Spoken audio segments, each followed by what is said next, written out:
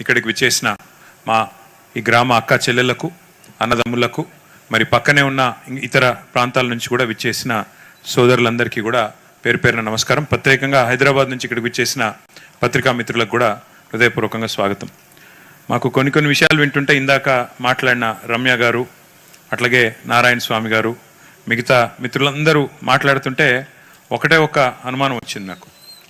వారి గొంతులో వణుకు వినబడుతున్నది అని చెప్పి సోదరులు మాట్లాడారు. భయం, వణుకు, ప్రభుత్వం ఎప్పుడు మా ఆస్తులు లాక్కుంటుందో అనే ఒక భయం కనబడుతుందని మాట్లాడినారు. నేను ముఖ్యమంత్రి గారు మాట్లాడింది కూడా మేమందరం చాలా ఓపికగా వివరంగా ఏమైనా చెప్తారేమో, వివరణాత్మకంగా ఏమన్నా ప్రజల బాధ నుంచి ఉపశమనం కలిగించే విధంగా ఏమైనా చెప్తారేమో అని చెప్పి ఆశించాం. కానీ వాళ్ళ ప్రభుత్వం వ్యవహారం, ముఖ్యంగా ముఖ్యమంత్రి గారి వ్యవహారం చూస్తుంటే నాకు ఒక తెలుగు సామెత గుర్తొస్తున్నది. వెనుకటికి ఎవరికో మింగడానికి మెతుకు లేదంట కానీ మీసాలకు సంపెంగ నూనె పెట్టినట్టు వెనుకటికి ఎవడు. అట్లే ఉన్నది ముఖ్యమంత్రి రేవంత్ రెడ్డి గారి వ్యవహారం చూస్తుంటే. నేనేదో ఉత్తగా ఆయన మీద కోపంతోనూ ఇంకొకరి మీద కోపంతోనూ చెప్తలేను. ఆయన వ్యవహారం అట్లున్నది. మీరు చూడండి, ఆయనంతటా ఆయనే చెప్తాడు మాటలు. మళ్ళీ ఇంకో మనిషి కాదు చెప్పేది, ఆయన ఇచ్చి ఆయనే చెప్తాడు. ఏమంటాడు? నా దగ్గర బుడ్డ పైస లేదు, నన్ను కోస్తే రూపాయి రాదు, నేను ఢిల్లీ పోతే దొంగ లెక్క చూస్తుండ్రు, చెప్పులు ఎత్తకపోతాడేమో అని భయపడుతుండ్రు. అసలు ఇంకొక మాట ఆయన చెప్పింది గమ్మత్ మాటలు. రిటైర్ అయ్యే ఉద్యోగులకు ఏనికి పైసలు లేవు, రైతు బంధు ఏనికి పైసలు లేవు, 100 రోజుల్లో నేను చేస్తా అని చెప్పిన మాట వాస్తవమే, కానీ మహిళలకు 2,500 ఇస్తా అని చెప్పిన మాట వాస్తవమే, 2.5 ఇండ్లు అయిన మాట వాస్తవమే, అట్లాగే 100 రోజుల్లో 4,000 రూపాయల పెన్షన్ ఇస్తా అని ముసలోళ్ళకి చెప్పింది వాస్తవమే, 100 రోజుల్లో రైతులందరికీ రైతు భరోసా, రైతు బంధు మార్చేసి రైతు భరోసా పెట్టి 15,000 ఇస్తా అని చెప్పిన మాట వాస్తవమే, తులం బంగారం ఇస్తా అని చెప్పిన మాట వాస్తవమే. కానీ ఇప్పుడు అవేవి చేయడట, అవే వద్దంట, ఇంకా వాటి గురించి మాట్లాడడంట. కానీ ఇప్పుడు మాత్రం ఖచ్చితంగా మూసి మాత్రం చేసి తీరుతా. మరి ఏందో ఈ విచిత్రమైన మనస్తత్వం అర్థం కాదు. 100 రోజుల్లో నువ్వు చెప్పిన మాటలు ఏవి నిలబెట్టుకోవడానికేమో నీ దగ్గర డబ్బులు లేవు. 100 రోజుల్లోనే 6 గ్యారెంటీలు అని చెప్పిన మాటలు నిలబెట్టుకున్న దానికేమో పైసలు లేవంట. కానీ మూసీని మాత్రం 1,50,000 కోట్లతో సుందరీకరించడానికి మాత్రం డబ్బులు వస్తాయంట. అందాల పోటీలు పెట్టడానికి మాత్రం 200 కోట్లు ఉంటాయి. కానీ ఇక్కడ ఇచ్చిన హామీలు అమలు చేసేదానికి మాత్రం డబ్బులు లేవు. ఆయన ఎవరో ఫుట్బాల్ ఆడడానికి మాత్రం 200 కోట్లు పెట్టడానికి పైసలు ఉంటాయి. కానీ ప్రజలకు ఇచ్చిన హామీలు అమలు చేయడానికి పైసలు లేవు. అందుకే అన్నాను, నేనేదో కోపంతో ఇంకోదాంతో కాదు, మింగ మెతుకులేదు కానీ మీసాలకు సంపెంగ నూనె అన్నట్టు ఇవాళ ముఖ్యమంత్రి రేవంత్ రెడ్డి గారి వైఖరి, రేవంత్ రెడ్డి గారి ప్రవర్తన ఉన్నది. కేసీఆర్ గారు గతంలో ముఖ్యమంత్రిగా ఉన్నప్పుడు ఒకసారి అసెంబ్లీలో పవర్ పాయింట్ ప్రజెంటేషన్ ఇచ్చారు. దేని గురించి? నీళ్లు, వాటిని ఎట్లా వాడుకోవాలి, నిర్మాణాలు ఎట్లా చేయాలి, ఆ నదులకు బరాజులు అంటే నీటికి, ప్రవహించే నీటికి అడ్డంగా బ్యారేజ్ కట్టి ఎట్లా నీళ్లు తీసుకొచ్చి తెలంగాణలోని ప్రతి ఎకరం, ప్రతి ఇంచు సస్యశ్యామలం చేయాలి అని దాదాపు 2 గంటల పాటు కేసీఆర్ గారు నిండు శాసనసభలో రాష్ట్రం మొత్తం ఆసక్తిగా చూస్తుంటే ఒక నిర్మాణాత్మకమైన, వివరణాత్మకమైన ప్రజెంటేషన్ ఇచ్చారు.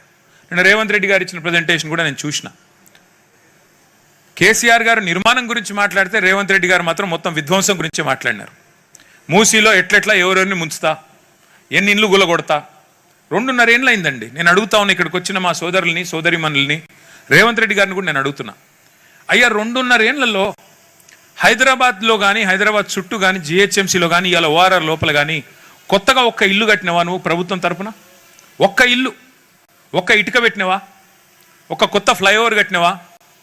ఒక్క కొత్త బిల్డింగ్ కట్టినవా? ఒక్క మంచి పని చేసినవా? కానీ నేను చూపెడతా, ఎన్ని వేల వందల ఇండ్లు కూలగొట్టినవో చూపెట్టమంటావా? ఒక్కొక్క బస్తీల బుల్డోజర్లు పంపి ఇష్టం వచ్చినట్టు ఎన్ని కూలగొట్టినావు?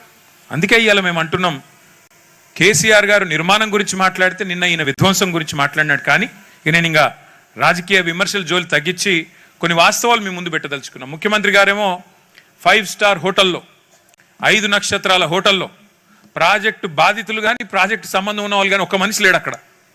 5 స్టార్ హోటల్లో మంచి ఏసీ రూములో సూట్లు బూట్లు వేసుకున్న వాళ్ళ మధ్యన హైదరాబాద్ని ఎట్లా సుందరీకరిస్తాను, ఏం చేస్తానని చెప్పి 1,50,000 కోట్లు ఎట్లా ఖర్చు పెడతానని ముఖ్యమంత్రి గారు నిన్న పవర్ పాయింట్ ప్రజెంటేషన్ ఇచ్చారు. అందుకే మేమేమనుకున్నాం, అసలైన బాధితులు ఎవరైతే ఆస్తి కోల్పోతున్నాం, ఎవరైతే భూములు పోతాయి, మా ఇండ్లు పోతాయి, మా కొంప కొల్లేరు చేసి ఈయన మరి ఏదో కడతనంటున్నాడు అని బాధతో అర్థనాదాలు చేస్తున్నారో అగో ఆ మూసీ తీరంలోనే పెట్టాలి, అక్కడనే పెట్టాలని చెప్పి ఇవాళ power point versus public point అని చెప్పి ఇక్కడ మేము ఈ సమావేశం పెట్టాం. మీకు కొన్ని విషయాలు వాస్తవాలు చెప్పాలి. మీరు కింద చూస్తున్నారు, కొన్ని బొమ్మలు చూస్తున్నారు కింద మీరు. అవేదో మేము గూగుల్లోంచో వేరే దేశం నుంచి తెచ్చిన బొమ్మలు కాదు. అవన్నీ కేసీఆర్ గారి ప్రభుత్వంలో మీరు చూస్తున్నామని మూసీ తీరంలో మనం ఆనాడు చేసిన సుందరీకరణకు సంబంధించిన బొమ్మలు అవి కింద ఉన్నాయి. మీరు మళ్ళీ చూపెడతాను మీకు. అవన్నీ కేసీఆర్ గారు ఆనాడు ఒక్క ఇల్లు కూల్చకుండా, ఒక్క సెంటు భూమి ఎవరిది గుంజుకోకుండా అంబర్పేట, ఉప్పల్, ఎల్బీ నగర్ మధ్యన 5.5 కిలోమీటర్లలో చేసిన సుందరీకరణ అదిగో మీ కళ్ళ ముందే ఉంది. కేవలం 6 కోట్ల రూపాయలతో చేసిన సుందరీకరణ మీ కళ్ళ ముందే అక్కడ కనబడతా ఉంది. ఒక్క ఇల్లు కూల్చలేదు, ఒక్క మనిషిని ఏడిపించలేదు. కానీ అవన్నీ కూడా 6 కిలోమీటర్ల పరిధిలో మరి ఆ రోజు చేసిన సుందరీకరణ మీ కళ్ళ ముందే ఉండాలని చెప్పి మీకోసం అది పెట్టాం. ఒకసారి చరిత్రలోకి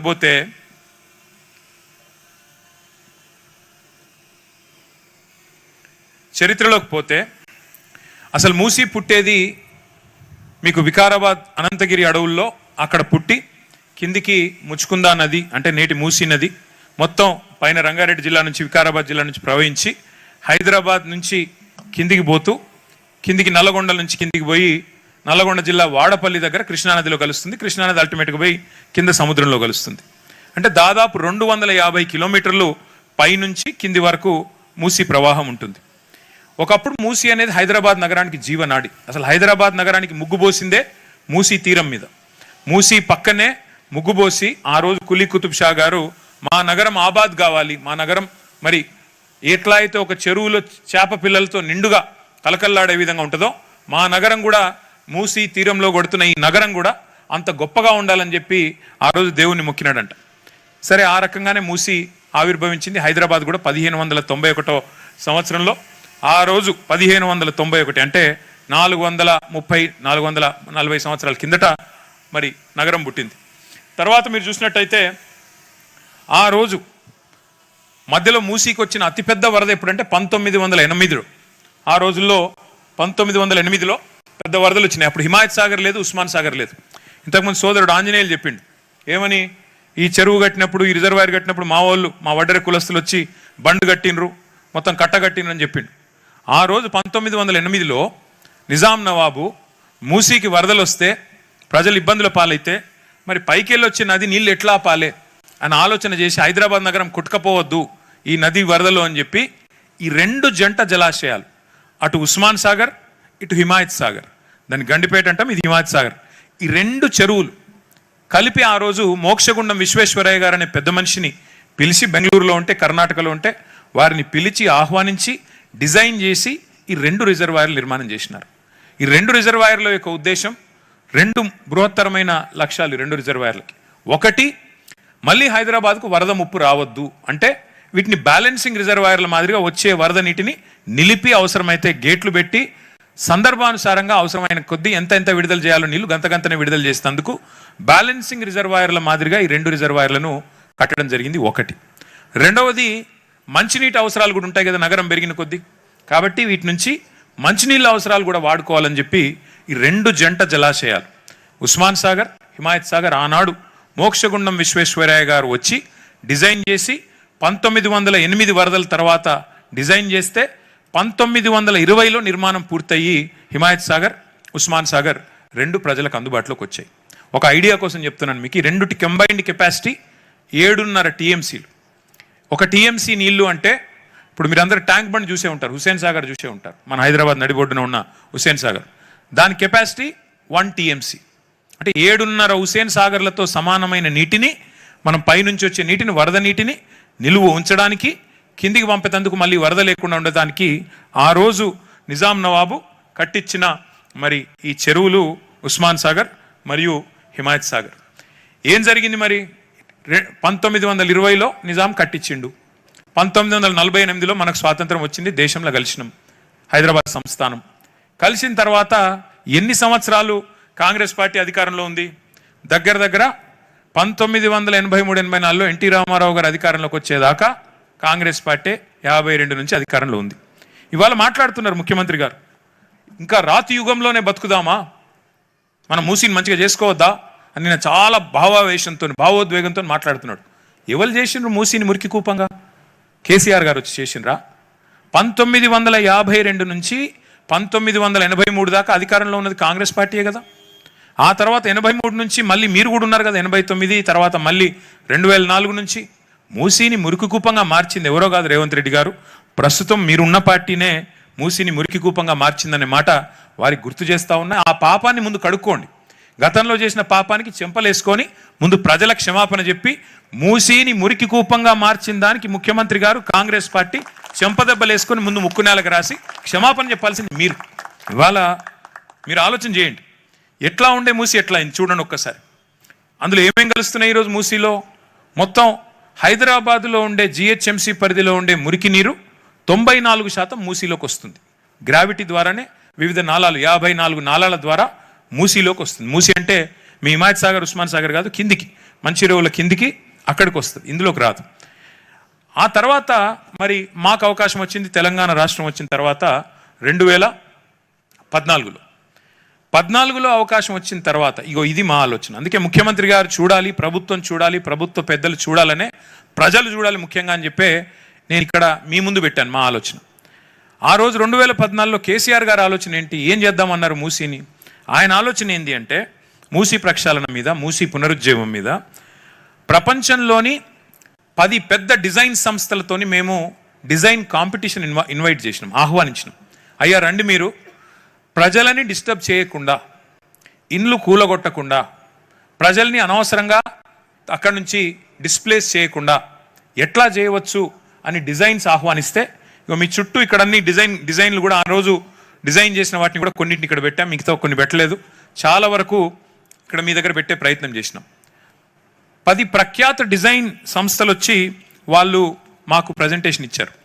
ఇచ్చి కొంతమంది అన్నారు, సార్ కొన్ని ఇల్లు కూలగొట్టాల్సి వస్తుంది అంటే, ఆ రోజు కేసీఆర్ గారు చెప్పింది ఏంటంటే అసలు ఇల్లు కూలగొట్టాల్సిన పరిస్థితి వస్తే మరి రివర్ బెడ్లో ఉన్న నిర్మాణాలు అయితే తప్ప మిగతా వాటిని ముట్టకండి, తప్పకుండా ఒకవేళ అట్లాంటి పరిస్థితి వస్తే ప్రాజెక్ట్ పెండింగ్లో పెడదాం, కానీ ముందు ఒక పైలట్ చేయండి, ఒక చిన్న నమూనా చేయండి, ఒక 5 కిలోమీటర్లు చేయండి అని చెప్పి నాగోల్, ఉప్పల్, అంబర్పేట మధ్యన 5.5 కిలోమీటర్లు మాతో ఆ రోజు ఆదేశం ఇచ్చి ఒక్క ఇల్లు కూల్చకుండా ఎట్లా చేయొచ్చో చేసి చూపెట్టండి అని చెప్పి సుందరీకరణ ఏర్పాట్లు కూడా కేసీఆర్ గారు చేయించారు.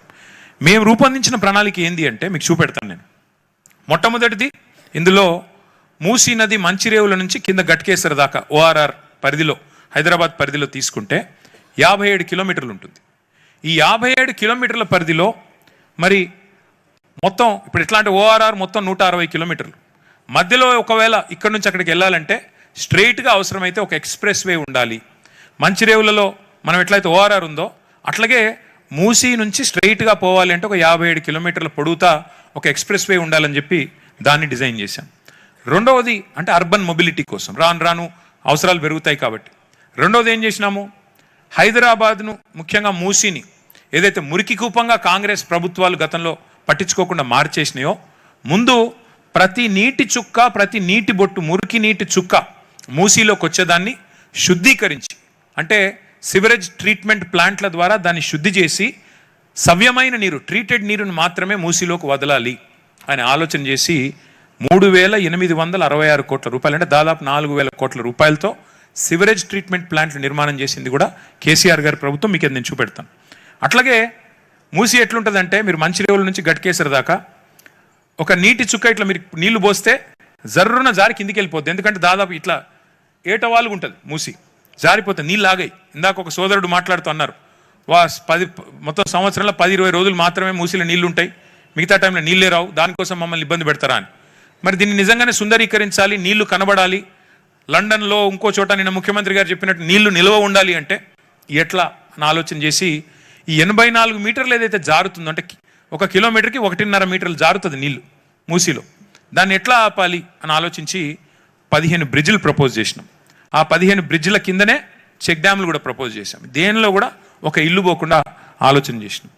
దాంతోపాటు నేను ఇప్పుడు మేము చెప్పిందంతా ఏం కాగితాల మీద లేదు, నేను చెప్పింది ఏదో కాకమ్మ కథ కాదు, మీకు చూపెడతాను. ఇప్పుడు నేను ఫ్లడ్ ప్రివెన్షన్ ఎట్లా చేయాలి, వరదలు వస్తే ఎట్లా మేనేజ్ చేయాలి, అట్లాగే మొబిలిటీ ఎట్లా పెంచాలి, అంటే ఎక్స్ప్రెస్ వే కట్టి అవసరమైతే ఇక్కడ నుంచి అక్కడ పోవడానికి కూడా ఈజీగా ఎట్లా చేయాలి. ఇప్పుడు మీ హిమాయత్ సాగర్ వాళ్ళు కోటి పోవాలి, తిరిగిపోయే అవసరం లేకుండా ఇట్లా పోవచ్చా, అట్లా ఆలోచన చేసినాం.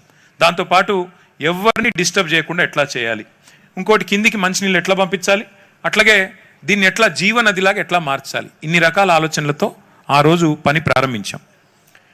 ఏం చేశాము, ఆ రోజు కేసీఆర్ గారు మాకు ఇచ్చిన ఆదేశం మొత్తం ఏం డిజైన్ చేయమన్నారు. ముందు ఈ అన్ని పనులకి ఎన్ని డబ్బులు అవుతాయి అని అడిగితే 16,634 కోట్ల రూపాయల అంచనా వ్యయంతో ఆ రోజు ఒక కార్పొరేషన్ 2016-17 సంవత్సరంలో ఆనాటి కేసీఆర్ గారి ప్రభుత్వం ఏర్పాటు చేసింది.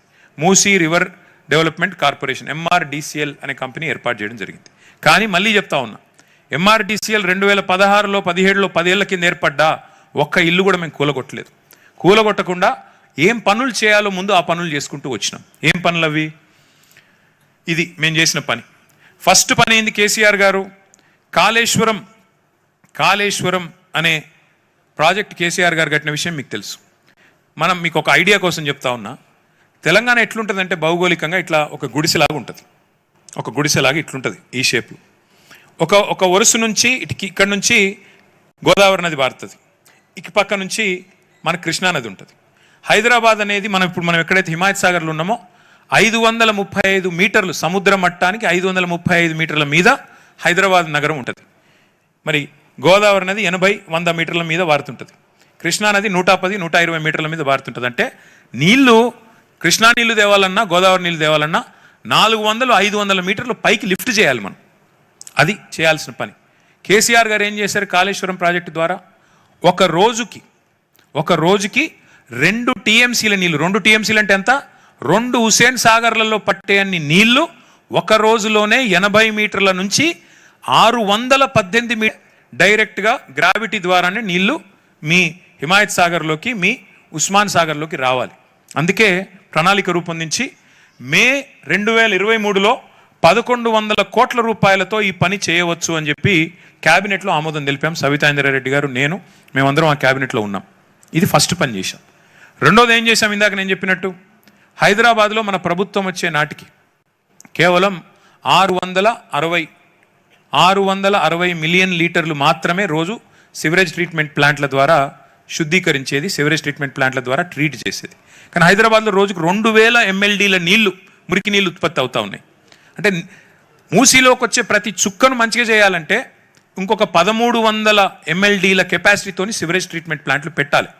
అందుకే 3,866 కోట్ల రూపాయలతోని 31 STPలు, 32 అది నిజానికి 32 STPల నిర్మాణానికి శ్రీకారం చుట్టింది కేసీఆర్ గారి ప్రభుత్వం.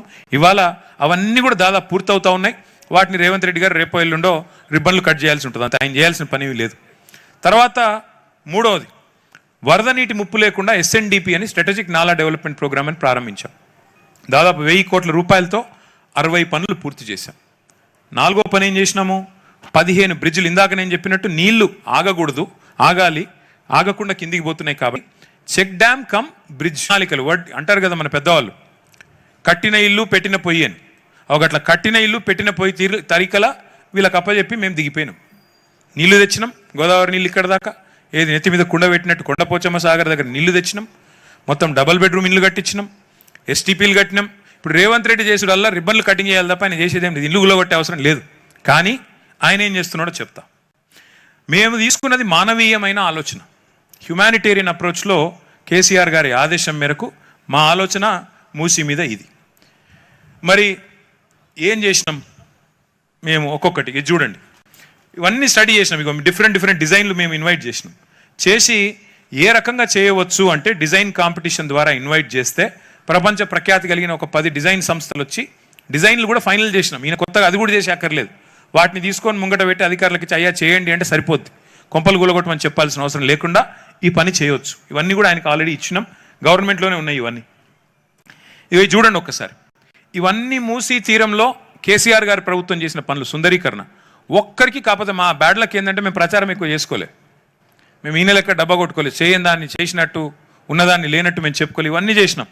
ఇవా నాగోల్ బ్రిడ్జ్ సుందరీకరణ చేసినాం, బేగంపేటలో చేశాము, గండిపేట ఈకో పార్కు. నిన్న రేవంత్ రెడ్డి గారు రిబ్బన్ కట్ చేసిండు కదా, కొత్తవాళ్ళు కూడా ఈకో పార్క్ అని, అది కూడా కట్టింది కేసీఆర్ ప్రభుత్వమే. 90% మేము ఉన్నప్పుడే పూర్తి చేసినాము. ఈయన కావాలని ఆపి 2 ఏళ్ళు ఆపి ఈయన చేసినట్టు పోజులు కొట్టి నిన్న వచ్చి రిబ్బన్ కట్ చేసిపోయినాడు. అది కూడా కొత్వాల్గూడ ఈకో పార్క్ కూడా మూసీ సుందరీకరణ కార్యక్రమంలో భాగంగానే 85 ఎకరాల్లో ఆ రోజు కేసీఆర్ గారి ప్రభుత్వం ప్రతిపాదించిందే. అయితే ఇక్కడ ఒక సూటి ప్రశ్న రేవంత్ రెడ్డి గారికి, ప్రభుత్వానికి. ఇందాక కొంతమంది సోదరులు అడిగారు, నమామి గంగే అని కేంద్ర ప్రభుత్వం 2000 కిలోమీటర్ల గంగానది పరిధిలో నమామి గంగే అనే ప్రాజెక్ట్ స్టార్ట్ చేసింది. కానీ నమామి గంగే 2000 కిలోమీటర్లు, దానికి మొత్తం ప్రతిపాదించిన ఖర్చు 42,500 కోట్లు. అట్లాగే గుజరాత్ సాబర్మతి రివర్ ఫ్రంట్ అహ్మదాబాద్లో దానికి ఖర్చు 7,000 కోట్లు. కానీ రేవంత్ రెడ్డి గారు చెప్పే ఖర్చు మరి ఎందుకు ఆయనే చెప్తున్నాను, నేను కాదు, 1,50,000 కోట్లు. మరి 2000 కిలోమీటర్లలో ఉండే గంగానదికేమో 42,000 కోట్లు ఖర్చు అవుతే 55 కిలోమీటర్ల మూసీకి 1,50,000 కోట్లు ఖర్చు ఎందుకు అవుతుంది? ఇందాక మాట్లాడిన బాధితులు కానీ మేం కానీ ముఖ్యమంత్రి గారికి చెప్పేది, అయ్యా నువ్వు మంచి పనులు చేస్తా అంటే మేము అడ్డుకోవడానికి మాకేమి, మేము ఈ నగర పౌరులం, ఈ రాష్ట్ర బిడ్డలం, ఈ రాష్ట్రం కోసం కష్టపడి మా నాయకుడు తన ప్రాణాలకు సైతం తెగించి కొట్లాడినవాడు, మేము వద్దనం. కానీ నువ్వు సుందరీకరణ పేరిట 1000 కోట్లు దండుకుంటాను నా కుర్చీని కాపాడుకోవడానికి, ప్రజలని డబ్బులతో కొనేయడానికి అంటే మాత్రం ఖచ్చితంగా ప్రజా సొమ్మును మాత్రం దోచుకుంటానంటే మాత్రం అడ్డుకుంటాం, అందులో అనుమానమే లేదు. నేను ఇక్కడ ఒక్క మాట దయచేసి మీరు ఆలోచన చేయండి. విచిత్రమైన విషయం, ఆయన అసలు మూసీ కోసం పనిచేస్తుండా లేదా మూసీ పక్కన ఉన్న భూముల మీద కనుబడి ఆపుతున్నాడా మాకైతే అర్థం కావట్లేదు. నేను ముఖ్యమంత్రి గారు ఓపెన్గా అంటున్నాడు, నేను రియల్ ఎస్టేట్ వ్యాపారం చేస్తే తప్పేంటి, ప్రభుత్వం రియల్ ఎస్టేట్ వ్యాపారం చేస్తే తప్పేంది అని ఉల్టా దబాయిస్తూ ఉన్నాడు.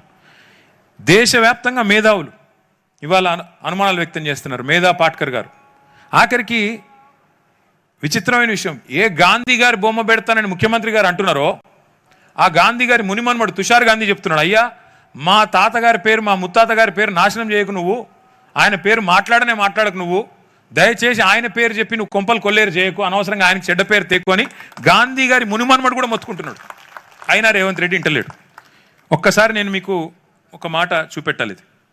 ఇది చూడండి, ఇవన్నీ ఆ రోజు మూసీ తీరంలో కేసీఆర్ ప్రభుత్వం చేసిన సుందరీకరణ. ఇందాక నేను చెప్పాను కదా, నాగోలు ఉప్పల్ మధ్యలో చేసిన అంబర్పేట మధ్యలో అని, ఇవన్నీ ఆ రోజు కేవలం 6 కోట్ల రూపాయలతో మాత్రమే, ఒక్క ఇల్లు కూలగొట్టకుండా కేసీఆర్ గారు ఇవన్నీ చేసి పెట్టారు. ఏదో గేటెడ్ కమ్యూనిటీ కాదు, ఇది ఉప్పల్ బగాయతు నాగోలు అంబర్పేట ప్రాంతంలో 5.5 కిలోమీటర్ల పరిధిలో 2 వైపులా కేసీఆర్ గారి ప్రభుత్వం ఆనాడు చేసిన సుందరీకరణ యొక్క ఫలితాలు మీ కళ్ళ ముందు ఉన్నాయి.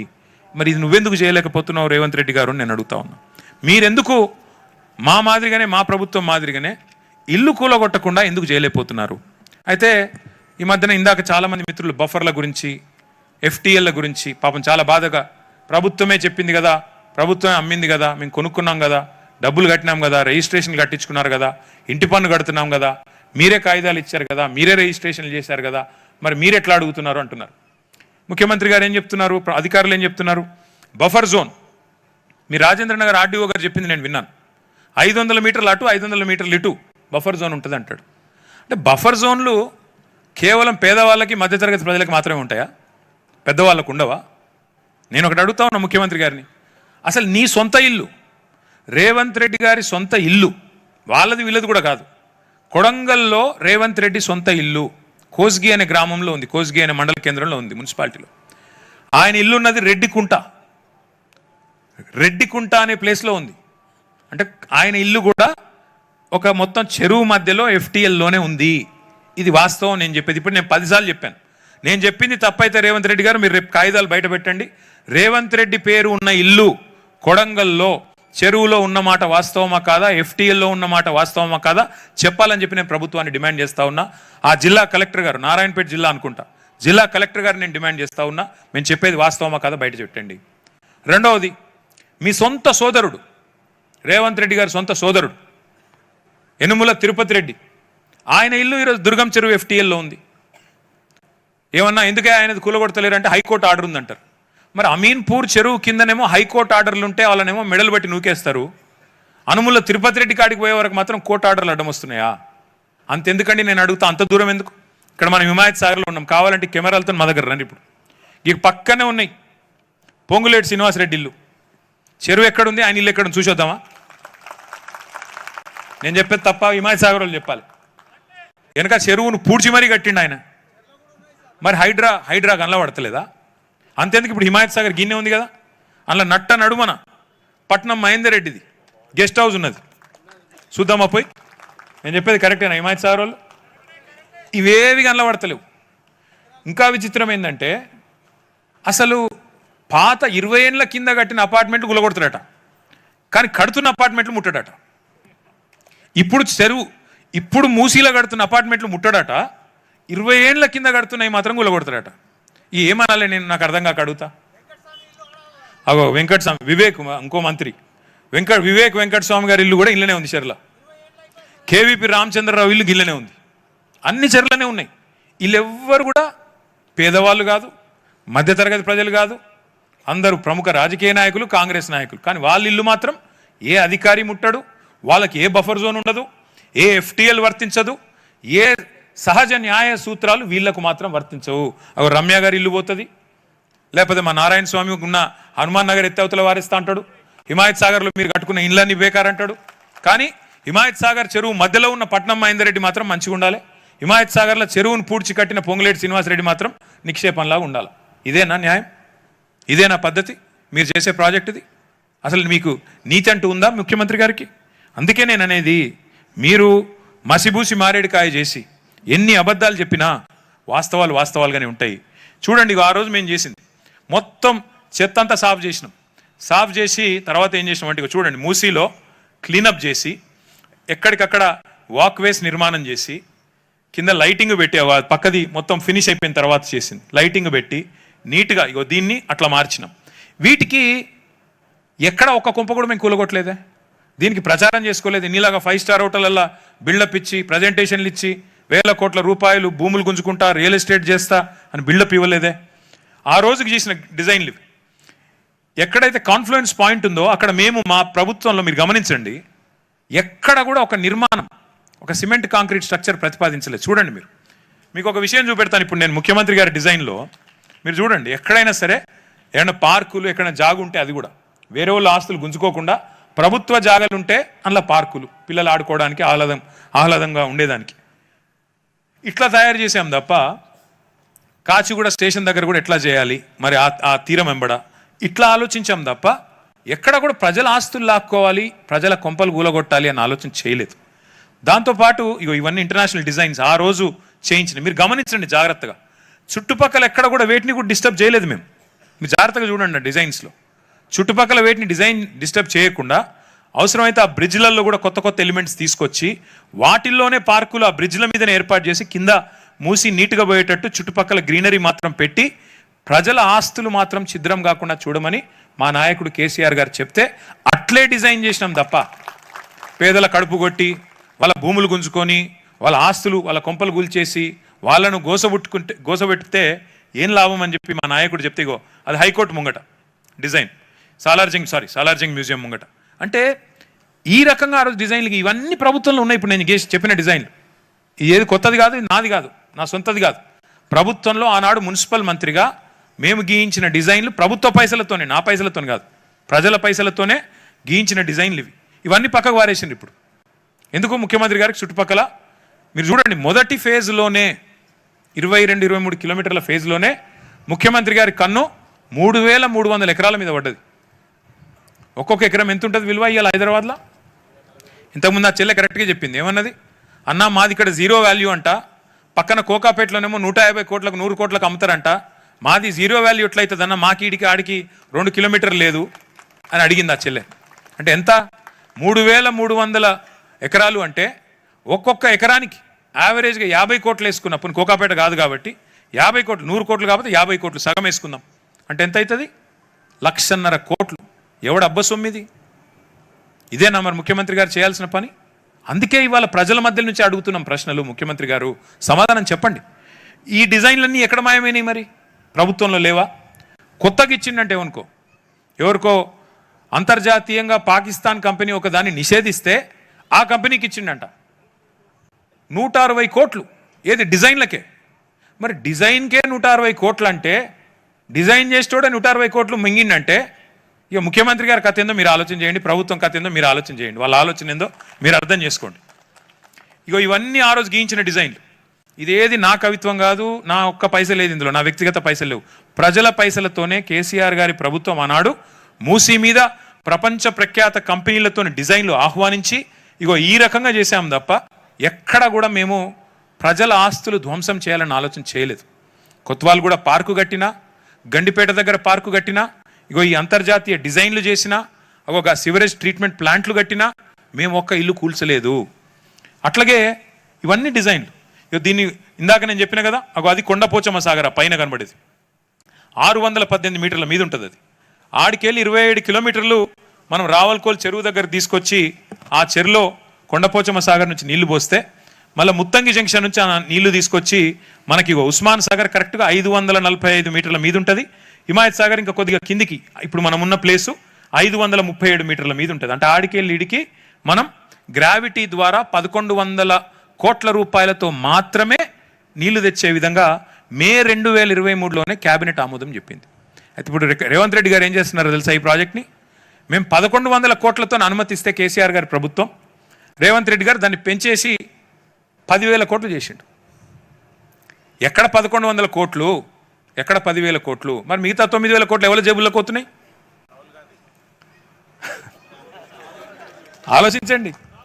మరి ఆ రోజు మాకిచ్చింది ప్రతిపాదన మాది కాదు కదా, నాకో కేసీఆర్ గారికో మాకు తెలియదు కదా లెక్కలు.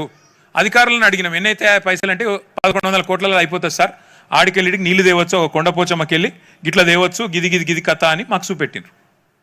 అదే అధికారులు కదా మళ్ళా. మరి రేవంత్ రెడ్డి గారు రాగానే సడన్గా 10 రెట్లు ఎట్లా పెరుగుతుంది అంటే దీని వెనక ఏందన్నట్టు అర్థమైంది, పరమార్థమైంది దీని వెనకాల దోపిడీ తప్ప. నేను అందుకే అంటున్నాం, మేము మూసీ సుందరీకరణకు కానీ మూసీ పునరుజ్జీవానికి కానీ మేము వ్యతిరేకం కాదు, కానీ భూముల ఆక్రమణకు పేదల సంపద కొల్లగొట్టడానికి మాత్రం ఖచ్చితంగా మేము వ్యతిరేకం. 1100 కోట్లతో అయిపోయేదానికి నువ్వు 10,000 కోట్లతో నేను చేస్తా అంటే మేము ఆ సవాల్ చేయకపోతే మరి మేము ఎందుకున్నాం ఇక ప్రతిపక్షంలో ప్రజల తరపున? అందుకే మీకు అర్థం కావాలనే ఇదంతా చూపెడుతున్నా నేను. అట్లే ఇది మీకు ఐడియా ఉండాలని చెప్తా ఉన్నది. ఇది మూసీ ప్రవహించే పద్ధతి. మీరు పైనుంచి హిమాయత్ సాగరు, ఉస్మాన్ సాగరు, దాని నుంచి కింద అక్కడ ఔటర్ రింగ్ రోడ్లో గట్కేసర్ దాకా మొత్తం మనం ఎట్లా జాలువారుతూ పోతుందో మూసి మీకు కనబడుతుంది. అందుకే ఏం చేసినాము, చెక్ డ్యామ్లు మొత్తం 15 చెక్ డ్యామ్లు కట్టి ఈ 55-57 కిలోమీటర్ల పరిధిలో మనం ఎక్కడికక్కడ నీళ్లు నిల్వ ఉంచినట్టయితే ప్రజలు పిల్లలు వచ్చినా ఆడుకున్నా చేసినా ఆ చుట్టుపక్కల ప్రజలకు కానీ హైదరాబాద్ ప్రజలకు కానీ ఆహ్లాదంగా ఉండేదానికి ఈ రకంగా చెక్ డ్యామ్లు కూడా గ్రేడియంట్ బట్టి డిజైన్ చేయడం జరిగింది. ఇది మనం కట్టిన ఎస్టీపీలు. నేను చెప్పిన ఏమి సినిమా స్టోరీలు కాదు, ఇవి మనం కట్టి నిర్మాణం పూర్తి చేసి ఈ ప్రభుత్వానికి అప్పచెప్పిన ఎస్టీపీలు. ఇవి మొత్తం 31 ఎస్టీపీలు. కోకాపేటలో ఒకటి కట్టినాం, ఇక్కడ పక్కనే ఉంటుంది, కావాలంటే మీరు పోయి చూడొచ్చు. నేను సబితక్కనే గతంలో ఇనాగరేట్ కూడా చేసినాం. 31 ఎస్టీపీలు. అంటే మీకు ఒక గొప్ప విషయం చెప్పాలి, ఇక్కడ కేసీఆర్ గారి విజన్ ఎంత గొప్పది అంటే భారతదేశంలోనే ఏ నగరం కూడా ఇవాళ 100% సివరేజ్ ట్రీట్మెంట్ చేస్తలేదు. ఈ 31 పూర్తయితే హైదరాబాద్ అనేది నెంబర్ 1 నగరం అవుతుంది మొత్తం సివరేజ్ ట్రీట్మెంట్ చేసే ఒకే ఒక్క నగరం. అది కేసీఆర్ గారి విజన్. అంటే మూసీలోకి ఒక్క చుక్క నీళ్లు కూడా మురికి నీరు రావద్దు, శుద్ధి చేసిన నీరే రావాలి. తద్వారా కింద ఇందాక సోదరులు చెప్పినారు నల్గొండ పోవాలి, మనం ఎక్కడికి పోయే అవసరం లేదు. నల్గొండ ప్రజలకు కూడా మనం ఆల్రెడీ మంచినీళ్ళు ఇవ్వాలి, వారికి కూడా శుద్ధి చేసిన నీళ్ళే కిందికి పోవాలని చెప్పి 31 ఎస్టీపీల నిర్మాణం కూడా కేసీఆర్ గారే పూర్తి చేశారు. కాదు ఈ 31 ఎస్టీపీలు మనకు జిహెచ్ఎంసీ పరిధిలో వస్తాయి. ఇంకొక 31 ఎస్టీపీలకు కూడా మనమే ప్రతిపాదన పెట్టాం, రేవంత్ రెడ్డి గారు పెట్టలేదు. అమృత్ 2 స్కీమ్ కింద నేనే మున్సిపల్ మంత్రిగా ఆనాడు పోయి మీకు చూపెడతా, అది కూడా ఒక్క నిమిషం. మొత్తం 31 ఎస్టీపీలు, కెపాసిటీ 1260. చూడొచ్చు వివిధ దశల్లో నిర్మాణంలో ఉన్నప్పుడు మేము దగ్గరుండి పర్యవేక్షించి, ఇది ఫతేనగర్ కుకట్పల్లి కాన్స్టిట్యున్సీలో కట్టిన ఎస్టీపీ, దగ్గరుండి పర్యవేక్షించి వాటిని పూర్తి చేయడం జరిగింది. కోకాపేటలో మా ఉప్పల్ ఎమ్మెల్యే గారు ఇక్కడే ఉన్నారు, ఉప్పల్లో, నల్లగండ్లలో, ముల్లకత్వాలో, పాలపిట్ట దగ్గర, పాలపిట్ట పార్క్ దగ్గర, అట్లాగే పెద్ద చెరువు, ఫతేనగరు, కోకాపేట, ఇవన్నీ కూడా 31 ఎస్టీపీలు. ఒక్క నీటి చుక్క కూడా మళ్ళీ రేవంత్ రెడ్డి గారు కొత్తగా చేయాల్సిన అవసరం ఏం లేదు. మురికి నీరు అనేది ట్రీట్ చేసిన తర్వాతనే మూసీలోకి వదలడానికి కట్టించింది మొత్తం కేసీఆర్ గారు అనే మాట కూడా నేను మీకు విజ్ఞప్తి చేస్తా ఉన్నా. ఇది ఇందాక నేను చెప్పింది. Telangana MA&UD minister KT Rama Rao meets Hardeep Singh Puri. దేనికి? చూడండి ఇక్కడ ఒక్క నిమిషం. 2వ ఫేజ్ అమృత్లో కూడా మాకు అక్కడ రాసింది చూడండి. రెండవ ఫేజ్ అమృత్లో మాకు మరొక 62 ఎస్టీపీలు కావాలి. మాస్టర్ ప్లాన్లో 62 ఉన్నాయి, మేము 31 కడుతున్నాము. ఇంకొక 31కి మీరు అనుమతి ఇవ్వండి. Phase 1 31 STPs would be taken up at rupees 3,800 crore. 3 STP packages are under tender stage అని చెప్పి మిగతా వాటికి డబ్బులు ఇవ్వండి అని అమృత్ స్కీమ్లో కూడా రెండవ దశ కోసం కూడా కేసీఆర్ గారి ప్రభుత్వమే ఆనాడే మొత్తం ప్రతిపాదనలు కేంద్ర ప్రభుత్వానికి కూడా సమర్పిస్తే మొన్నవి మంజూరు వచ్చినాయి. దాన్ని రేవంత్ రెడ్డి గారు నేను చేసినా అని చెప్పుకుంటా ఉన్నాడు. కానీ అవి కూడా ఆ రోజు కేసీఆర్ గారి ప్రభుత్వమే చేసింది. మనం చేసిన ప్రయత్నం మొత్తం మీ కళ్ళ ముందు ఇక్కడ ఉంది. ఎట్లా సివరేజ్ ట్రీట్మెంట్ ప్లాంట్లు కట్టాలి, ఎట్లా మూసిలో శుద్ధి చేసిన నీరు వదలాలి. తర్వాత ఇగో లాస్ట్ మైల్ కోసం ఏం చేశామంటే ఇంటర్సెప్టర్ సూవర్స్ అని ఉంటాయి. ఇందాక నిన్న రేవంత్ రెడ్డి గారు మాట్లాడితే నాకు అర్థం కాలేదు. ఆయన నిజంగా అప్పుడప్పుడు మాట్లాడితే ఉండి మాట్లాడుతుండా లేక మాట్లాడుతున్నా కూడా అర్థమవుతుంది. నేను ఇట్లా మాట్లాడితే మళ్ళీ నాకు పొగరు ఎక్కువ, అహంకారం ఎక్కువ అని మళ్ళీ కాంగ్రెస్ వాళ్ళు తిడతారు. అయినా చెప్తున్నా, బాధ ఎక్కడ అనిపిస్తుంది అంటే మీరు మున్సిపల్ మంత్రి 5,000 ఆటోలు ఇచ్చినాం, ఆటోలో చెత్త ఎత్తుతుండ్రో లేదో నాకు తెలియదు, ఏమనాలి మరి నిన్నగా? నేను ముఖ్యమంత్రిని కానీ రైతు బంద్ చేసినా రైతు రుణమాఫీ చేసినా పడయో లేవో నాకు తెలియదు, ఏమనాలి నిన్ను చెప్పండి? ఇట్లా అంటేనేమో మళ్ళీ బాధ అనిపిస్తుంది. కానీ నిన్ను అంటాడు ఎస్టీపీల నీళ్లు తీసుకొచ్చి ట్రీట్ చేసిన నీళ్లు తీసుకొచ్చి మూసిలోకి ఇడిచిపెట్టాను. మరి ఏడిచి పెట్టాలా? నీ జూబ్లీ హిల్స్ ప్యాలెస్ ఇడిచిపెట్టాలనా? ట్రీట్ చేసిన నీళ్ళు మూసిలోకి ఇడిచిపెడతాం కదా, ఇంకేడు ఇడిచిపెడతాం? ఆ ఇడిచిపెట్టే ముందు కూడా ఇంటర్సెప్టర్ సువర్స్ అని మేము ప్రతిపాదించి మొత్తం ఇప్పుడు 54 నాలాలు ఉంటాయి కదా, ఆ 54 నాలాల నుంచి వచ్చే వాటిని కొన్నిటిని ఒక దగ్గర తీసుకొచ్చి అవన్నిటిని ఇంటర్సెప్ట్ చేసి ఒక దగ్గరికి మళ్ళిచ్చి ట్రీట్ చేసి ఆ ట్రీటెడ్ వాటర్ని మూసిలోకి వదులుతాము. ట్రీట్మెంట్ అయినాక ఇంకెక్కడ వదులుతాం? మరి మీ ఇంటికి వదులుతామా? ఈ మాట అంటే కోపం వస్తుంది ఆయనకి. మళ్ళీ నాకు అహంకారం పొగరు ఈ మాటలు మాట్లాడతారు. ఇది కూడా తెలియని ఆయన మున్సిపల్ మంత్రి ఎట్లయితాడు? ఇది కూడా తెలియని ఆయన మూసి సుందరీకరణ చేస్తాడంట, మనం వినాలంట. ఇంకా విచిత్రం మీరు చూడండి, మాకు ఆశ్చర్యం అనిపించేది అసలు ఈ ప్రాజెక్టు అంటే నేను నిన్న చట్టాలు పాటిస్తామని చెప్తారేమో అనుకున్నా. అసలు ఈ ప్రాజెక్టు విషయంలో ఈ రోజు వరకు 2.5 ఏళ్ళు అయింది నీ ప్రభుత్వం వచ్చి. ఎన్వైరన్మెంట్ ఇంపాక్ట్ అసెస్మెంట్ చేసినవా? సోషల్ ఇంపాక్ట్ అసెస్మెంట్ చేసినవా? అసలు డీటెయిల్డ్ ప్రాజెక్ట్ రిపోర్ట్ ఉందా నీ దగ్గర? సమగ్ర ప్రణాళిక ఉందా? ఈ ప్రశ్నకు సమాధానం ఉందా ప్రభుత్వంలో? నేనేం చెప్పారు? డిపిఆర్ ప్రజెంటేషన్ ఇస్తామన్నారు. ఆయన నరసింహారెడ్డి గారు మాట్లాడితే ఏం చెప్తున్నాడు? మీ దగ్గర సూచనలు అన్నీ తీసుకొని ఇప్పుడు డిపిఆర్ తయారు చేస్తామని చెప్తున్నాడు. ఏం అర్థం చేసుకోవాలి ప్రభుత్వాన్ని? ఎట్లా అర్థం చేసుకోవాలి? నువ్వు డిపిఆర్ఏ తయారు చేయలేదు, మరి పోయి రిచ్మండ్ విల్లాస్లో రెడ్ మార్కులు ఎందుకు వేస్తున్నావు? నువ్వు పోయి ప్రజల ఆస్తుల మీద రెడ్ మార్కులు ఎందుకు వేస్తున్నావు? వాళ్ళని జీరో వాల్యూ ఎందుకు చేస్తున్నావు? ఎందుకు ప్రాహిబిటెడ్ లిస్ట్లో పెడుతున్నావు? డిపిఆర్ఏ దిక్కులేదు నీకు, అసలు ఏం చేస్తావో నీకే తెలియదు. అట్లాంటప్పుడు ఎందుకు ప్రజల ఆస్తులను ఈ రకంగా చేస్తూ ఉన్నావు? ఇంకా విచిత్రమైన మాట రేవంత్ రెడ్డి గారు చెప్తున్నారు, మేము టీడీఆర్లు ఇస్తాం. ఇందాక సోదరుడు చెప్తా ఉన్నారు టీడీఆర్ల గురించి, ఆయన సైంటిస్ట్ గారు. టీడీఆర్ అంటే ట్రాన్స్ఫరబుల్ డెవలప్మెంట్ రైట్స్, కానీ ఈ ప్రభుత్వం వచ్చినాక టీడీఆర్ నిర్వచనం మారిపోయింది. ఇప్పుడు టీడీఆర్ అంటే తిరుపతి రెడ్డి, రేవంత్ రెడ్డి వాళ్ళ అన్న. మొత్తం ఆయనే కొనుక్కొని ఆయన కింద వేసుకొని కూర్చున్నాడు. ఉన్నమాట చెప్తున్నా మీకు, అట్లా మారిపోయింది పరిస్థితి. అందుకే ఇప్పుడు మీ టీడీఆర్కి విలువ కూడా లేదు, ఓన్లీ తిరుపతి రెడ్డి దగ్గర ఉంటేనే దానికి విలువ. ఇది వాస్తవం, నేను చెప్పేదేం అబద్ధం కాదు. మీకు ఏదో కాగితం ఇచ్చినట్టు ఇచ్చి ఇవాళ మీకు జీరో వాల్యూ ఉందని చెప్పి రేవంత్ రెడ్డి గారు చెప్తా ఉన్నారు. నేను అనేది అందుకే రేవంత్ రెడ్డి గారికి, అయ్యా ఇలా జీరో వాల్యూ ఎవరికి ఉందయ్యా అంటే మా వాళ్ళ ఆస్తులకు కాదు, నీ మాటలకు జీరో వాల్యూ ఉంది. రేవంత్ రెడ్డి గారు ముఖ్యమంత్రిగా నీ మాటకు జీరో వాల్యూ ఈరోజు మార్కెట్లో. అందుకే నేను ఎవరు నమ్మతలేరు వాస్తవాలు చెప్పాలి అంటే. ఇంకొక మాట నేను అడుగుతా, అపార్ట్మెంట్లో ఒక అపార్ట్మెంట్ వాళ్ళ గురించి మొన్న వాళ్ళని మచ్చిక చేసుకోవడానికి అందులో 2-3 జర్నలిస్టులు ఉన్నారు. వాళ్ళని కాకబట్టి వాళ్ళని బుట్టలు వేసుకోవడానికి ముఖ్యమంత్రి గారు పాపం చాలా అష్టకష్టాలు పడి, మీరు జర్నలిస్టులు ఏమనుకోకురు పోయి ఏమంటాడు, ఆ అపార్ట్మెంట్ వాళ్ళకి నేను మాటిస్తున్నా పక్కకే 7 ఎకరాలు కొనిస్తా, మీకు అందులోనే ఇంకా బెహతరీన్ కట్టిస్తా అంటుండు. చాలా ఆశ్చర్యం అనిపించింది నాకు. మరి మిగతా వాళ్ళ సంగతి ఏంది? హనుమాన్ నగర్ వాళ్ళ సంగతి ఏంది? హిమాయత్ సాగర్ వాళ్ళ సంగతి ఏంది? వీళ్ళకు కూడా జాగాలకు బదులు జాగిస్తావా? పక్కకే ఇస్తావా? సరిపడా జాగాకు బదులు జాగా ఇవ్వాలి కదా. ఒకరికి ఇస్తే అందరికి ఇవ్వాలి కదా. మరి అపార్ట్మెంట్ వాళ్ళని ఒక తిరిగా, బస్తీలను ఒక తిరిగా చూడొద్దు కదా. ప్రభుత్వం అన్నాక అందరు ఒకటే కదా, అందరికి ఓట్లు ఉన్నాయి. మీరైనా ఓటెత్తారు, అంబానీకి ఒకటే ఓటు, మనకు ఒకటే ఓటు. వాళ్ళేం మన 1000 ఓట్లు 1,00,000 ఓట్లు ఉండవు కదా. అందుకే రేవంత్ రెడ్డి గారు మీరు ఇంతవరకు R&R అసలు ఆలోచన చేసిండ్రా?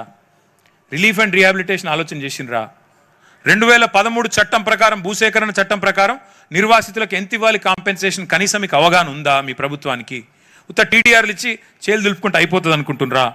ఎవరు ఎంత కోల్పోతున్నారు, ఎవరికి ఎంత పరిహారం ఇవ్వాలి అనేది చట్టం ఉంది. నా ఇష్టానుసారంగా నేను చేస్తాను అనుకుంటే కుదరదు. మేము కాళేశ్వరం కట్టినాం, కడితే ప్రజలను ఒప్పించి మెప్పించి కొన్ని చోట్ల నిరసనలు వ్యక్తమైన చివరికి వాళ్ళకి నష్టపరిహారం ఇచ్చిన తర్వాతనే మళ్ళీ ప్రాజెక్ట్ పూర్తి చేయడం జరిగింది. అభివృద్ధికి మేము వ్యతిరేకం కాదు, అసలే కాదు. కానీ ఈ దోపిడీకి, నీ భూ దోపిడీకి, నీ భూ దాహానికి, మూసీ వెనకాల మూసీ తీరంలో నువ్వేదైతే భూముల మీద కన్నేసి ఇవాళ చేప పేరు చెప్పి చెరువు మొత్తం ఆక్రమించే ప్రయత్నం చేస్తున్నావో దానికి మాత్రం బరాబర్ మేము వ్యతిరేకం, అందులో అనుమానమే లేదనే మాట మరొకసారి రేవంత్ రెడ్డి గారికి నేను విజ్ఞప్తి చేస్తా ఉన్నా. ఇది ఒక్కసారి చూడండి. ఇది బయో రెమిడియేషన్ ప్లాంట్స్ అంటారు వీటిని కూడా మేము మా డిజైన్లో పెట్టాం. రేవంత్ రెడ్డి గారు కొత్తగా ఏమీ చేయాల్సిన పని లేదు. డిజైన్లు యథాతథంగా అమలు చేసి ఒక ఇల్లు కూలగొట్టకుండా మూసీ సుందరీకరణ 16,000 కోట్లతో చేయవచ్చు. కానీ ఆయన చేయడానికి సిద్ధంగా లేడు. ఆయన ఆలోచన 3,000 ఎకరాలు కావాలి ఇక్కడ ఈ ప్రాంతంలో, కిందికి పోతే ఇంకా మళ్ళీ ఇంకొక 5-6 వేల ఎకరాలు కావాలి, ఇక్కడ 10,000 మంది కొంపలు కూల్చాలి, కిందికి పోయి మళ్ళీ ఒక 90,000 కొంపలు కూల్చాలి. ఇది రేవంత్ రెడ్డి గారి ఆలోచన. మీకు ఎట్లా చేయొచ్చు ఇల్లు కూలగొట్టకుండా అని కొంతమంది మిత్రులు అడుగుతా ఉన్నారు, మీడియా మిత్రులను. అది కూడా చూపెడతాను.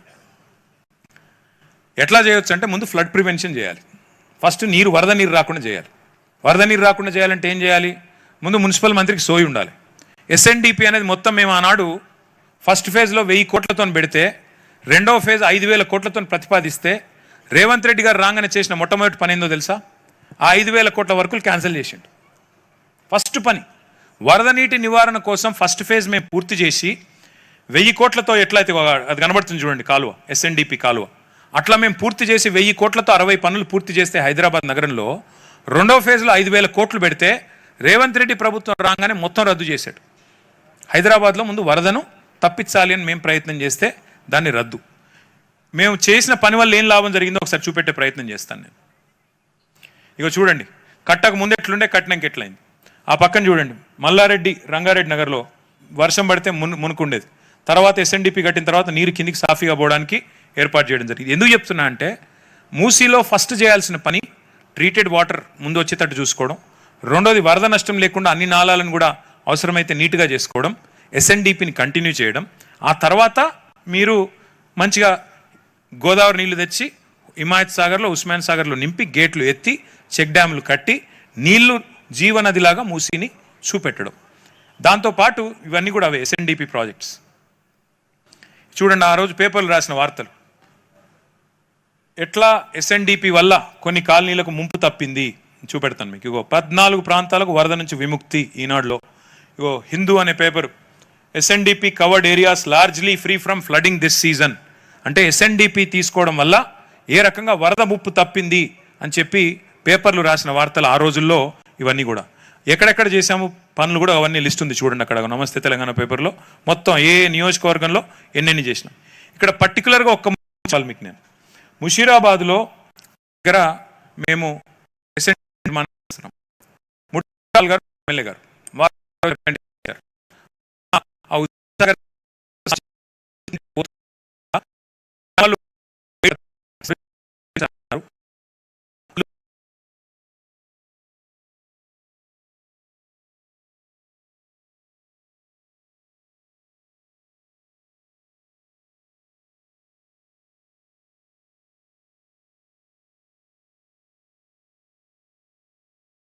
ఉంటుంది అన్నారు. 420 ఇళ్లలో ఒక్క ఇల్లు పోకుండా దాన్ని వైడెన్ చేసి చూపెట్టిన ఘనత కేసీఆర్ గారి ప్రభుత్వాన్ని ముషీరాబాద్లో. నేను చెప్పింది తప్పైతే నేను ఏ శిక్షకైనా సిద్ధం. కావాలంటే రేవంత్ రెడ్డి గారు ఇలా ఆయన మున్సిపల్ మంత్రి, కావాలంటే పోయి చూసుకోవచ్చు. ఒక్క ఇల్లు కూల్చకుండా కేసీఆర్ గారి ప్రభుత్వం చేసినప్పుడు మీరెందుకు చేయలేరు అన్నది ప్రశ్న. ఇంకొక పని కూడా మేము ఆ రోజు డిజైన్లోనే చూపెట్టాం. ఫ్లడ్ కంట్రోల్ అంటే ఎట్లా చేయొచ్చు, ఎట్లా బిల్డింగ్ల మీద నుంచి కూడా నీళ్లను కిందికి జారే విధంగా ముందే ప్లంబింగ్తో సహా అన్ని డిజైన్ చేసి అండర్ గ్రౌండ్ ఎట్లా తీసుకొని పోవచ్చు, కమర్షియల్ బిల్డింగ్ అయితే ఎట్లా, రెసిడెన్షియల్ అయితే ఎట్లా, ఫ్లడ్ కంట్రోల్ ఫ్లడ్ మేనేజ్మెంట్ కోసం కూడా డిజైన్స్ అన్నీ ఇప్పుడు ప్రభుత్వం దగ్గర ఉన్నాయి. కానీ ఆ రోజు కోవిడ్ తర్వాత డబ్బులు లేక కొంత స్లో డౌన్ చేసినాం తప్ప, లేకపోతే ఈ టర్మ్ కనుక మనం వచ్చింటే ఈ పాటికి హైదరాబాద్లో ఈ పనులన్నీ మనమే చేసేది. బట్ భవిష్యత్తులో మళ్ళీ వచ్చాక మళ్ళీ చేసుకుందాం, ఎట్లాగే నేను చేయడు, మనమే చేసుకుందాం. ఇది ఆ రోజు మేము ప్రతిపాదించిన నిర్మాణాలు. ఎవ్వరికి డిస్టర్బెన్స్ లేకుండా నీట్గా ప్రజలకు ఆహ్లాదం ఉండేటట్టు, అట్లాగే పక్కనే మనకి అవసరమైతే ఆ కొల్లూరు నుంచి నార్సింగ్ దాకా ఎట్లయితే సైక్లింగ్ ట్రాక్స్ కూడా కట్టామో, ఎక్కడ జాగా ఉంటే ప్రభుత్వ భూమి ఉంటే అక్కడ అట్లా చేయాలి అని ప్రతిపాదించాము. ప్రతిపాదించడమే కాకుండా చేసి చూపెట్టాం. మీరు చూడండి, ఆ పైన చేసి చూపెట్టింది, పైన మీరు చూస్తున్నది చేసి చూపెట్టింది, కిందనేమో ప్రతిపాదించిన బొమ్మ. ఇవేవి ఏఐ జనరేటెడ్ కాదు. నేను రేవంత్ రెడ్డి గారు చూపెట్టిన అన్ని ఆర్టిఫిషియల్ ఇంటెలిజెన్స్ జనరేటెడ్ ఇమేజెస్ తప్ప, మళ్ళీ అందులో కొన్ని కేసీఆర్ గారు ప్రభుత్వం చేసిన బొమ్మలు అవి కూడా చూపెడతాను మీకు. అవి వాడుకున్నారు తప్ప ఏమీ లేదు. ఇది ఇక్కడ ఒక్క మాట నేను చూపెట్టాలి. ఇది ఒక 57 కిలోమీటర్లు మంచిరేవుల నుంచి కీసర దాకా మనం ప్రతిపాదించిన ఒక ఎక్స్ప్రెస్ వే. మీరు ఇక్కడ ఒకటి చాలా జాగ్రత్తగా గమనించండి, మీకు నేను చెప్పేది. మంచిరేవుల నుంచి కింది దాకా మనం మూసీ మీదుగానే ఎక్స్ప్రెస్ వే ప్రతిపాదించినాం 8,900 కోట్ల రూపాయలతో. ఏం లాభం దీనివల్ల? మీరు చుట్టూ తిరిగిపోయే అవసరం లేకుండా, ఇమ్లీబన్లో బస్ ఎక్కితే ఒకవేళ మీరు మళ్ళీ స్ట్రైట్ గా ఊరంతా తిరిగి కిషన్ బాగ్ నుంచి కిందికి మహబూబ్ నగర్ పోయే అవసరం లేకుండా, కర్నూలు పోయే అవసరం లేకుండా ఆ బ్రిడ్జ్ ఎక్కి ఓఆర్ఆర్ ఎక్కి కిందికి స్ట్రైట్ గా వెళ్ళిపోయేటట్టు డిజైన్ చేయడం జరిగింది. తద్వారా ఏం లాభం అంటే, ఈ మూసీ పరివాహక ప్రాంతంలో ఉండే ప్రజలకు కూడా కోర్ సిటీలోకి పోవాలన్నా, బయటికి పోవాలన్నా, ఇటు పోవాలన్నా ఇబ్బంది లేకుండా మనం ప్రతిపాదించిన బ్రిడ్జ్లు కూడా మీకు కనబడతా ఉన్నాయి. 15 బ్రిడ్జెస్ ఈ మొత్తం మూసీ మీద, ఇవన్నీ కూడా డిజైన్ చేసినాం. ఇక్కడ మీరు 15 బ్రిడ్జ్లు కూడా మూసీకి కొత్త వన్నెలు పేరిట ఆ రోజు సాక్షి పేపర్ రాసింది. 15 బ్రిడ్జ్లు ఎక్కడెక్కడ కట్టాము, ఎక్కడెక్కడ ప్రతిపాదించాము, వాటికి మేమే శంకుస్థాపనలు కూడా చేశాము. మొత్తం డీటెయిల్స్ 545 కోట్ల రూపాయలతో బ్రిడ్జ్ కింద చెక్ డ్యామ్. తద్వారా నీళ్ళు ఆపాలి, వాటిని మరి రేపటి రోజున ఎట్లా వినియోగించాలి. మొత్తం అక్కడి నుంచి ఇక్కడ దాకా ఇక్కడ చాలా జాగ్రత్తగా ఒకటి గమనించండి దయచేసి. ఒకసారి హ్యాండ్ మైక్ ఉందా? ఒకటి గమనించండి, ఆ పైన ఎక్కడైతే జాగా ఉందో మీరు గమనించండి, ఇక్కడ చాలా ఇంపార్టెంట్ ఇది. హ్యాండ్ మైక్ ఉందా? ఇది ఒక్కటి చూడండి. ఇక్కడ ఎక్కడైతే జాగుందో, ఎక్కడైతే ప్రభుత్వానికి రోడ్డు పక్కకు వెసులుబాటు ఉందో, ఇక్కడ గ్రీన్ లా కనబడుతుందిగా, గ్రీన్ లైన్, అక్కడ 2 దిక్కుల చెరువు 2 దిక్కుల మనం రోడ్డు డిజైన్ చేశాం. ఎక్కడైతే జాగా లేదో ఆ రెడ్ లైన్ కనబడుతుంది కదా, అందులో మూసీ మధ్యలోకి వెళ్ళి తీసుకొని పోయినాం తప్ప ఒక్క ఇల్లు కూలగొట్టకుండా చేయాలి అనే అట్లా డిజైన్ చేశాం. మళ్ళీ కిందికి పోతే ఊరు దాటిన తర్వాత మీకు జాగా ఉంది, అందుకే మళ్ళీ అక్కడ కింద మళ్ళీ గ్రీన్ కనబడుతుంది మీకు, అంటే తీరంలో కట్టుకోవడానికి రోడ్డు. మధ్యలో మాత్రం ఎట్లా డిజైన్ చేశామంటే, ఆ మధ్యలో ప్రాంతం ఎర్రదంతా కనబడేది, ఎక్కడ కూడా డిస్టర్బెన్స్ లేకుండా, ఎవరికి ఇబ్బంది లేకుండా, ఒక్క ఇల్లు కూల్చకుండా చేయాలి అని కేసీఆర్ గారు ఏదైతే చెప్పారో దానికి అనుగుణంగానే ఆ రోజు మేము డిజైన్ చేయడం జరిగింది. దాని నమూనాలు కూడా మీకు చూపెడతాయి. మూసి మధ్యలోకి వెళ్ళి తీసుకుపోయినాం డిజైన్. ఎందుకు? మీకు పక్కన ఎవరిది కూలగొట్టద్దు, మిమ్మల్ని డిస్టర్బ్ చేయొద్దు. అందుకే ఆ రోజు డిజైన్ నమూనా ఇది ప్రభుత్వంలోనే ఉంది, ఇది నాది కాదు. ప్రభుత్వంలో రేవంత్ రెడ్డి దగ్గర ఉంటుంది. మధ్యలోకి వెళ్ళి తీసుకుపోయినాం. ఇక ఇది కరెక్ట్ గా అది హైకోర్టు ముంగట. ఇట్లా ఎక్కడెక్కడ అవకాశం ఉంది అంటే వాటికి అప్ అండ్ డౌన్ ర్యాంప్స్. ఆ మధ్యలో ఎక్స్ప్రెస్ వే ఉంటుంది, దాని పక్కన ఎక్కడెక్కడ దిగాలి, ఒకవేళ అంబర్పేట పోవాలంటే మధ్యలో ఒక ర్యాంప్, అట్లాగే ఓల్డ్ సిటీకి మలక్పేట దిగి పోవాలంటే ఒక ర్యాంప్, అట్లా ఇచ్చి మొత్తానికి 57 కిలోమీటర్ల స్కైవే కూడా ఆ రోజు ఈ ప్రతిపాదన 16,000 కోట్లలోనే ఆ 57 కిలోమీటర్ల స్కైవే ప్రతిపాదన కూడా అందులోనే ఉంది.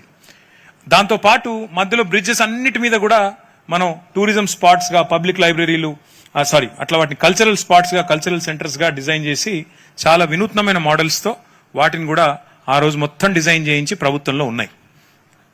ఇవన్నీ కూడా ఇది మనం చేసింది నాగోల్లో. ఇందాక నేను చెప్పింది ఇదే.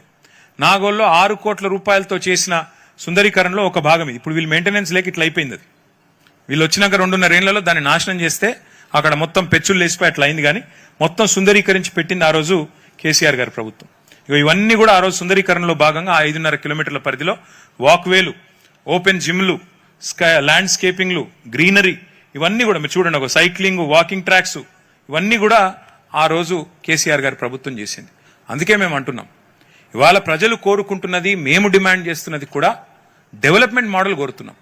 మీరేమో డిస్ట్రక్షన్ మోడల్ తీసుకొచ్చి, బుల్డోజర్ మోడల్ తీసుకొచ్చి కూలగొడతాం, ఏదైతే అది చేస్తామంటే దాన్ని మాత్రం ఖచ్చితంగా వ్యతిరేకించి తీరుతామని చెప్పి కూడా రేవంత్ రెడ్డి గారికి నేను విజ్ఞప్తి చేస్తా ఉన్నా. ఇక్కడ జస్ట్ మీకు కంపారిజన్ కోసం చెప్తా ఉన్నా. ఆ రోజు కేసీఆర్ గారు ఆయన ప్రభుత్వం డిజైన్ చేసిందేమో 16,000 కోట్లకి, మీరేమో 1,50,000 కోట్లు అంటున్నారు.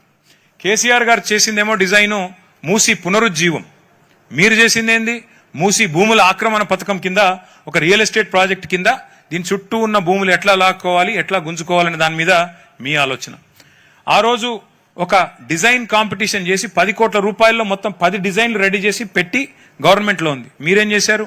160 కోట్ల రూపాయలు ఒక బ్లాక్ లిస్టెడ్ కంపెనీ, పాకిస్తాన్లో కూడా black listed company, red corner notice ఉన్న కంపెనీ, ఆ కంపెనీకి 160 కోట్ల రూపాయలు ప్రజల సొమ్ము తగలబెట్టింది రేవంత్ రెడ్డి ప్రభుత్వం.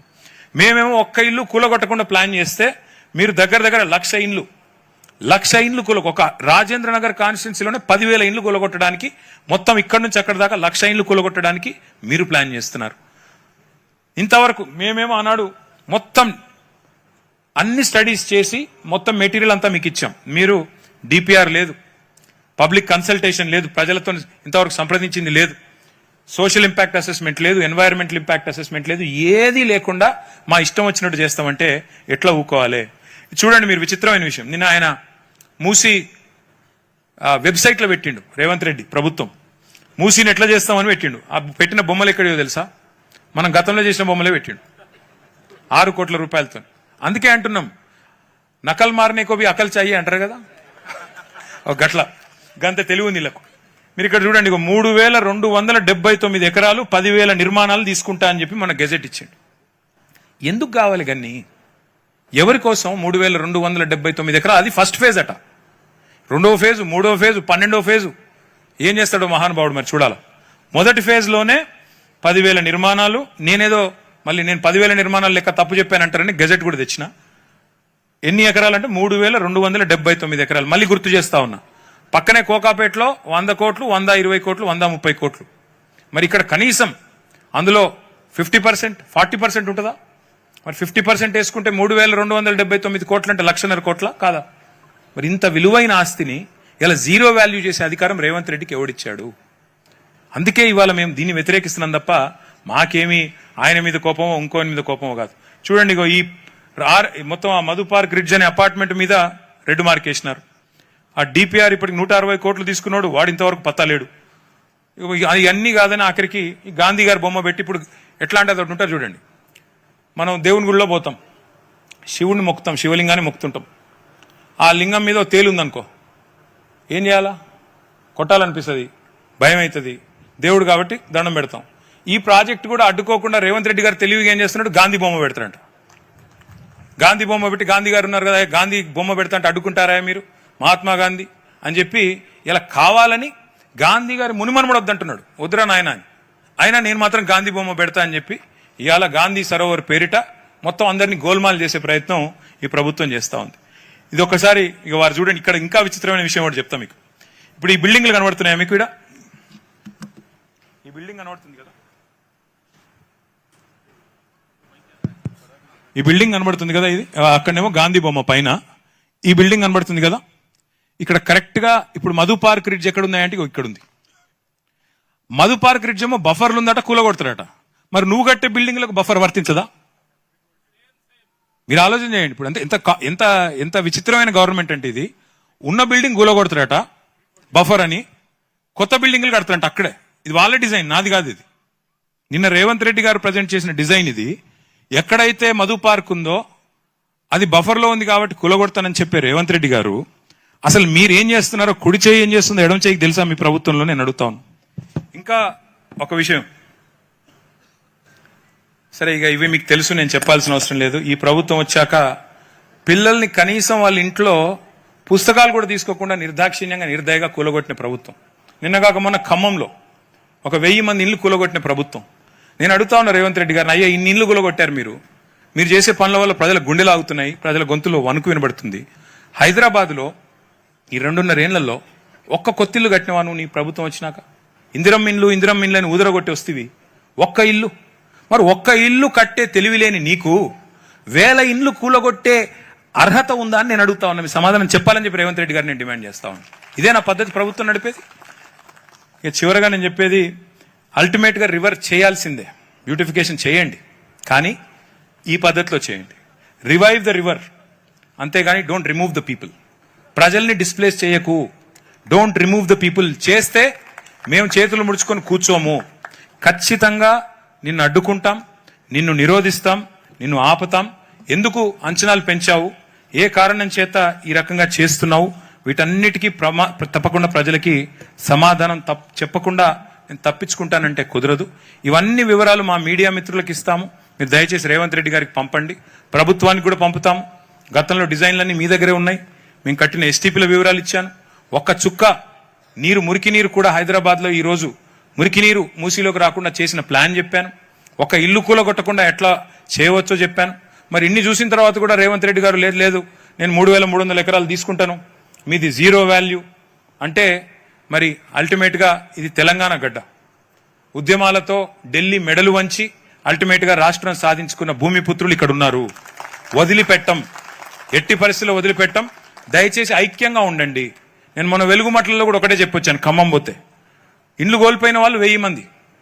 కానీ నిన్న ప్రభుత్వం పోయి విభజించు పాలించు అనే సూత్రం కింద 312 మందికి మాత్రం ఇండ్లు ఇచ్చి వాళ్ళను విభజించి మిగతా వాళ్ళని అక్కడ లేకుండా వాళ్ళని పోలీసు వాళ్ళని అడ్డం పెట్టుకుని తరిమేశారు. అట్లా కాకుండా రేపు హిమాయత్ సాగర్లో అయినా హనుమాన్ నగర్లో అయినా న్యాయం జరగాలి అంటే మీరు దయచేసి ఐక్యంగా ఉండండి. ఇందులో రాజకీయాలు అవసరం లేదు. ఇక్కడ బీఆర్ఎస్ వాళ్ళు ఉండొచ్చు, కాంగ్రెస్ వాళ్ళు ఉండొచ్చు, బీజేపీ వాళ్ళు ఉండొచ్చు, ఇంకో పార్టీలు ఉండొచ్చు, ఇంకోళ్ళు ఉండొచ్చు, ఎవరన్నా కానివ్వండి. కానీ దయచేసి ఐక్యంగా ఉండండి. మీకు న్యాయం జరగాలి అంటే మీ తరపున కొట్లాడే వాళ్లకు మీరు ఊతం ఇవ్వాలి, మీరు మీ తరపున మాట్లాడేదానికి మాకు శక్తి ఇవ్వాలి. మీడియా కూడా మీ బాధ చూపెట్టాలంటే మీరు అనవసరంగా ప్రభుత్వం ఇచ్చే ప్రలోభాలకి ఓ నలుగురిని పిలుచుకుంటారు. ప్రభుత్వం వాళ్ళు పిలుచుకొని దగ్గరున్న వాళ్ళను అరే నీకు పక్కకి ఇస్తాం, మంచిగా ఇస్తాం, మిగతా వాళ్ళను వరుసుకోపో అని పంపుతారు. మళ్ళీ మీరు ఇచ్చకపోయినారు అనుకో, ఐకమత్యం చెదిరిపోయింది అనుకో, మిమ్మల్ని ఎవరు కాపాడలేరు. కాబట్టి దయచేసి ఐకమత్యంగా ఉండాలని కోరుతూ హనుమాన్ నగర్ కూడా రమ్మన్నారు, తప్పకుండా వస్తాం. హిమాయత్ సాగర్ కూడా రమ్మన్నారు, తప్పకుండా వస్తాం. అన్ని గ్రామాలు కూడా మా పార్టీ తరఫున మా సబితమ్మ గారు, తమ్ముడు కార్తిక్ గారు, నేను, మా వివేకన్న, మా లక్ష్మణ, మా రాజన్న, అందరం, ప్రవీణన్న, అందరం మీరు ఎక్కడికి పిలిస్తే అక్కడికి వస్తాం, మీకు అండగా నిలబడతాం. ఒక్క రెండేళ్లు మీ ఆస్తులు కాపాడుకోండి, 2 ఏళ్లు. ఆ తర్వాత మళ్ళీ ఎట్లాగో మేము వస్తాం. మీకు ఒక్కరికి మీ ఇల్లు కాదు కదా, మీ ఇంటి మీద సున్నం కూడా ముట్టనీయకుండా చూసుకునే బాధ్యత మాది. జాగ్రత్తగా ఈ 2 ఏళ్లు కాపాడుకోండి, 2 ఏళ్లు కాపాడుకోండి మీ ఆస్తులు. మేముంటాం మీతో. ఈ 2 ఏళ్లు మాత్రం మీరు ఖచ్చితంగా మాతో పాటు కలిసి నడవాలి. ఈ దుర్మార్గుల బుల్డోజర్ రాజ్యానికి వ్యతిరేకంగా అందరం కలిసికట్టుగా పోరాడదామని చెప్పి మళ్ళొకసారి విజ్ఞప్తి చేస్తూ మా తమ్ముడు కార్తిక్ గారికి ప్రత్యేకంగా ధన్యవాదాలు తెలియజేస్తూ ఈ ప్రజెంటేషన్ అంతా కూడా మీకు ఇచ్చిపోతాను. మీరు ఎవరైనా కావాలంటే మీ గ్రూప్స్ లో సర్క్యులేట్ చేసుకోవచ్చు, మీరు చెక్ చేసుకోవచ్చు, డబుల్ చెక్ చేసుకోవచ్చు. ప్రెజెంటేషన్ సాఫ్ట్ కాపీలు, హార్డ్ కాపీలు అన్ని కూడా మీ గ్రామ సర్పంచ్ గారికి ఇంకా మిగతా వాళ్ళందరికీ మా కార్తిక్ గారు పంపిస్తారు. మీరు కావాలంటే దయచేసి చూసుకోవచ్చు. ఏమైనా అనుమానాలు ఉంటే కూడా మీరు అందరూ కూడా దయచేసి, ముఖ్యంగా చదువుకున్న వాళ్ళు, డిఫరెంట్ మరి ఏజ్ గ్రూప్స్ లో ఉన్న వాళ్ళు ఉన్నారు, మీరు దయచేసి మిగతా వాళ్ళని ఎడ్యుకేట్ చేయాలని చెప్పి కూడా కోరుతూ థ్యాంక్ యూ. జై తెలంగాణ, జై కేసీఆర్.